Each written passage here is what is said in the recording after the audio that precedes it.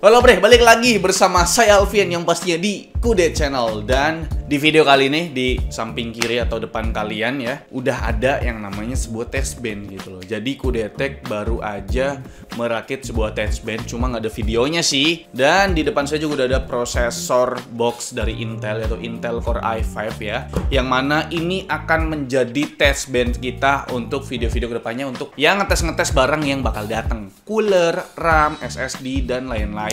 Mati lampunya setan.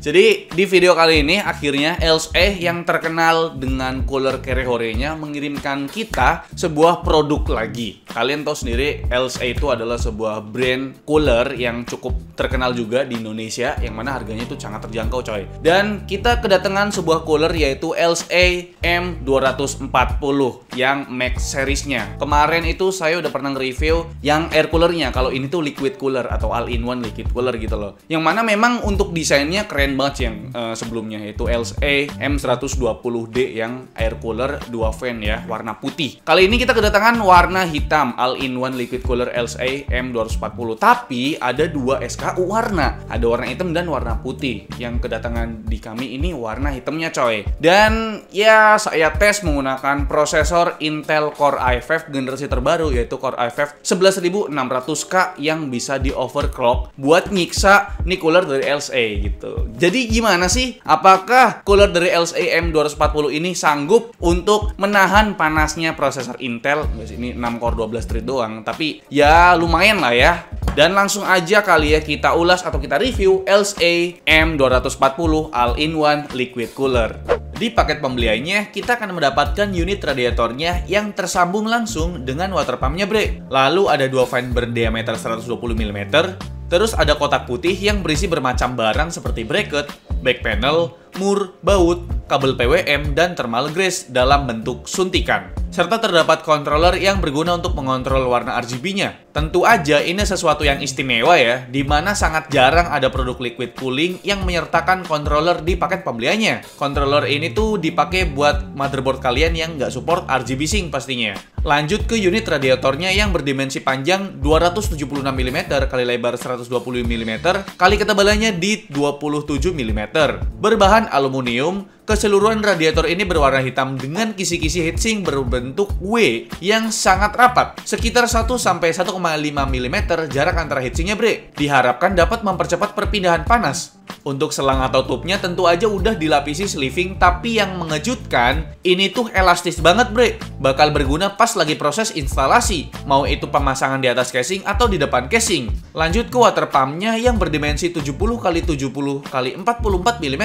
Desainnya sendiri tampil minimalis dengan finishing mirror dan penempatan branding LSE di sisi kirinya, serta kalimat maximize cooling di sisi kanannya bre. Terdapat juga 3 garis kecil yang melingkari top cover water pumpnya ini, yang nantinya akan menyala RGB pastinya. Ditambah 1 garis yang lebih besar mengitari body water pumpnya ini juga akan menyala RGB untuk menambah kesan estetik. Untuk kecepatan pompanya berada di angka 2600 rpm dengan bearing bertipe grafit. Pindah ke sisi bawahnya, terdapat lapisan tembaga murni berbentuk oval berukuran 5x6 cm bre. Beralih ke fan-nya, frame-nya berwarna hitam dengan 3 garis tipis melingkar yang udah dipatenkan oleh LSE. 3 garis ini tentu aja akan menyala RGB bre. Lanjut ke baling-balingnya yang punya bentuk seperti kaki kepiting atau rajungan gitu bre. Tapi diklaim punya performa 30% lebih baik ketimbang brand lainnya. Berbahan plastik PET, fan 120 mm ini punya kecepatan di rentang 1000 sampai 2000 rpm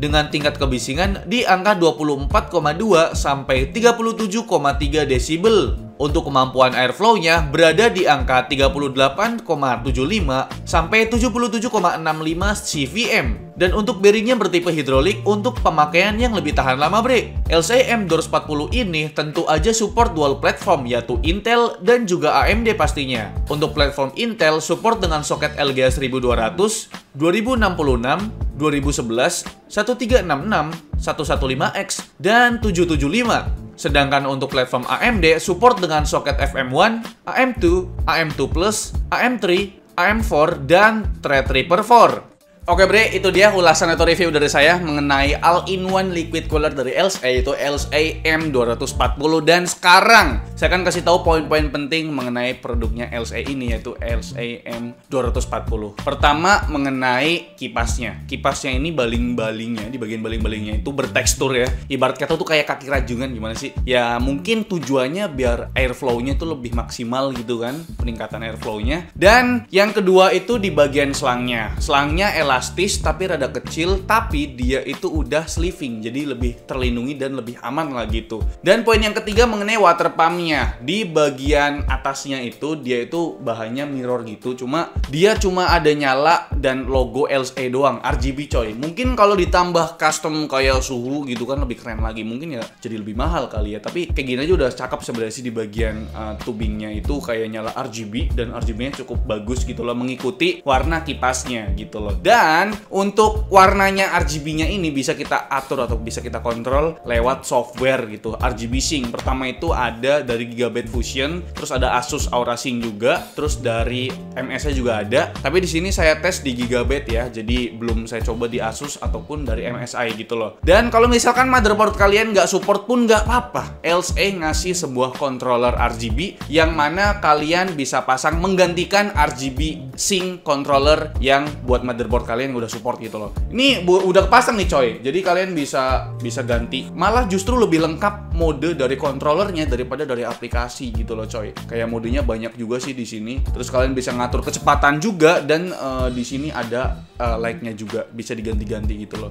Dan sebenarnya warnanya udah bagus, tapi tuh hasil modenya itu kayak rada kasar sedikit lah hasilnya gitu. Tapi sebenarnya emang ngebantu banget nih si controllernya sih. Kalau misalkan motherboard kalian nggak support RGB Sync gitu kan. Dan yang terakhir ini mengenai pemasangannya. Sebenarnya LSA itu udah ngasih manual book atau buku panduan pemasangan ya, udah lengkap banget lah sebenarnya, nggak ada yang keliru lah gitu ibarat kata. Tapi di sini kalau misalkan kita ngikutin manual booknya itu kayak rada pusing juga ya buat soket 1200, karena memang ini pakai soket 1200. Jadi ya kalian ngakalin sendiri sebenarnya sih. Kalau soal perkabelan duniawi sebenarnya ya cukup rumit ya kalau misalkan baru pertama kali ya, tapi udah ada di manual booknya. Ya paling untuk kabelnya ada kabel 3 pin PWM dan juga ada kabel controller RGB. Udah itu doang sih, sama ya buat ngabungin ke CPU fan gitu ya. Cuma ada itu aja untuk kabel-kabelnya. Memang kelihatannya banyak, tapi sebenarnya gampang kok buat pemasangannya gitu loh. Pertama untuk idle temperaturnya, tapi di sini ada dua perbedaan pengetesan ya. Pertama di overclock dan kedua tidak di overclock. Untuk settingan overclocknya di sini 4,9 GHz, 1,37 volt, Alcore 6 core 12 thread ya bre ya. Jadi ya mungkin 4,9 itu udah cukup buat menyiksa nih cooler sebenarnya. Pertama untuk idle temperaturnya sebenarnya nggak ada perbedaan yang sangat jauh lah ya, karena memang dia nggak jalan gitu kan, idle aja gitu loh, jalan biasa aja gitu. Cuma beda 1 derajat Celcius antara tidak di overclock maupun di overclock. Selanjutnya yang nomor 2 adalah max temperatur Cinebench R15. Di sini perbedaannya cukup jauh bre. Untuk suhu tidak di overclock adalah 57 derajat Celcius, setelah di overclock ke 4,9 GHz 1,37 volt naik menjadi 68 derajat Celcius. Perbedaan yang cukup jauh ya setelah di overclock dan tidak di overclock. Pengetesan yang nomor 3 adalah menggunakan Cinebench R20,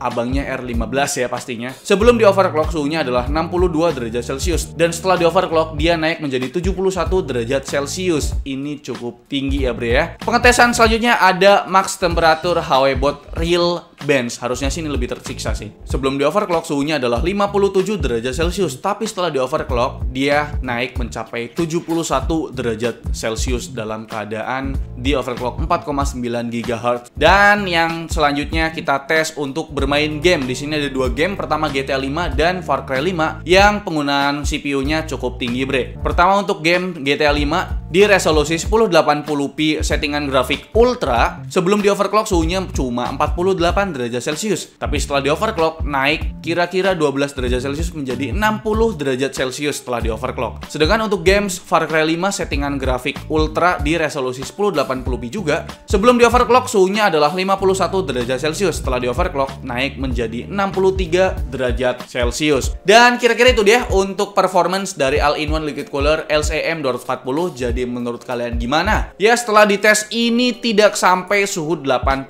derajat Celcius, bahkan 70 75 pun nggak sampai, bre. Maksimal tadi saya lihat di 71 derajat Celcius, itu pun ngetes Cinebench R20 dan juga HWBot Real Bench, yang mana itu adalah sebuah stress test yang cukup berat sekali untuk prosesor ini. Ya, untuk coolernya ini ya masih bisa ngehandle prosesor Intel Core i5 11600K yang mana udah di overclock ke 4,9 GHz, 1,37 volt, Alcore pastinya. Dan untuk main game sih masih aman, enjoy ya, walaupun pakai settingan grafik ultra ya. Suhu maksimalnya sekitar 60-an lah ya, nggak sampai 70 malah, masih aman, enjoy aja kok. Ingat, ini dalam keadaan di overclock ke 4,9 GHz, itu cukup tinggi ya menurut saya, bre ya. Dan yang terakhir mengenai harganya. Untuk harga dari All-in-One Liquid Cooler LCE M240 adalah 1 jutaan. 1 juta lebih 80.000, 1 juta lebih 50.000-an gitu. Apakah worth it untuk dibeli? Sekarang balik lagi ke kalian. Untuk harga segini sebenarnya masih banyak pilihannya, bahkan ada yang lebih murah dari ini, sekitar 800.000 sampai 900.000-an juga gitu loh coy. Tapi apakah performanya bisa lebih adem dari LCE ini? Ya nanti tunggu lagi cooler-cooler yang akan datang.